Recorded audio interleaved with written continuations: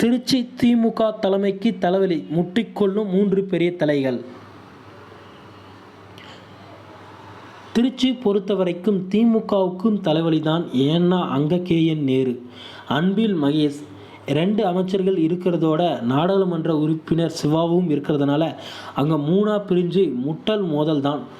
அதை பற்றி தாங்க இந்த வீடியோவில் நம்ம முழுமையாக பார்க்க போகிறோம். நீங்கள் நம்ம சேனலுக்கு புதியவர் அப்படின்னா நம்ம சேனலை சப்ஸ்கிரைப் பண்ணி வச்சுக்கோங்க. பக்கத்துலேயே ஆல்னு ஒரு பட்டன் இருக்கும், அதையும் கிளிக் பண்ணி வச்சுக்கோங்க. அப்போ தான் நான் போடக்கூடிய அடுத்தடுத்த வீடியோக்கள் உங்கள் மொபைலுக்கு நோட்டிஃபிகேஷனாக வருங்க. ஆனால் வெளியில் பார்த்தா முஸ்தப்பான்னு தோளில் கையை போட்டுட்டு ஃபோட்டோவுக்கும் வீடியோவுக்கும் விளம்பரம் கொடுத்துட்டு இருப்பாங்க. இப்போ கூட சமீபத்தில் மாவட்ட ஆட்சியர் அலுவலகத்தில் வளர்ச்சி பணிகள், அதில் அமைச்சர் அன்பில் மகேஷ், MLAக்கள் அப்துல் சமது, இனிக்கோ, இருதயராஜ் கலந்துக்கிட்டாங்க. ஆனால் அமைச்சர் நேரு அந்த கூட்டத்தில் கலந்துக்கலையாம். அதனால் அவரது ஆதரவு MLAவான பழனியாண்டி தியாகராஜன், ஸ்டாலின் குமார், சவுந்தரராஜ பாண்டியன் மற்றும் மேயர் அன்பழகனும் பங்கேற்கலையாம். அது மட்டும் இல்லாமல் நேரு தலைமையில் தனியாக ஆய்வுக்கூடம் போடணும்னு அவர் ஆதரவு MLAக்கள் ஆட்சியர்கிட்ட வலியுறுத்தியிருக்காங்க.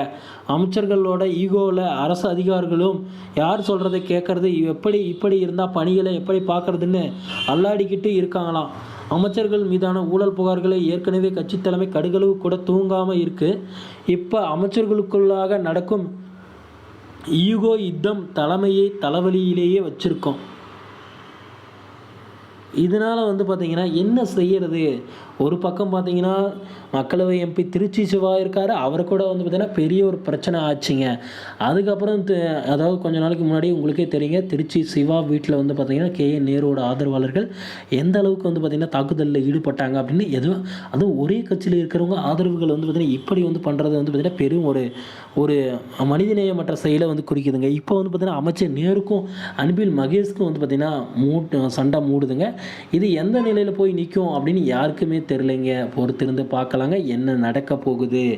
ஏன்னா திமுகவில் பார்த்திங்கன்னா அவங்களோட மேலிடத்தை தூங்கவே விட மாட்டேங்கிறாங்க. எப்போ பார்த்தாலும் ஏதாவது ஒரு பிரச்சனை கிளப்பிட்டே இருக்காங்க. ஓகே ஃப்ரெண்ட்ஸ், வீடியோ உங்களுக்கு பிடிச்சிருக்கும் அப்படின்னு நான் நம்புறேங்க. வீடியோ பிடிச்சிருந்தா நம்ம சேனலை சப்ஸ்கிரைப் பண்ணி பக்கத்துலேயே ஆல்னு ஒரு பட்டன் இருக்கும், அதையும் கிளிக் பண்ணி வச்சுக்கோங்க. அப்போ தான் நான் போடக்கூடிய அடுத்தடுத்த வீடியோக்கள் உங்கள் மொபைலுக்கு நோட்டிஃபிகேஷன் வரும் ஃப்ரெண்ட்ஸ். தேங்க்யூ.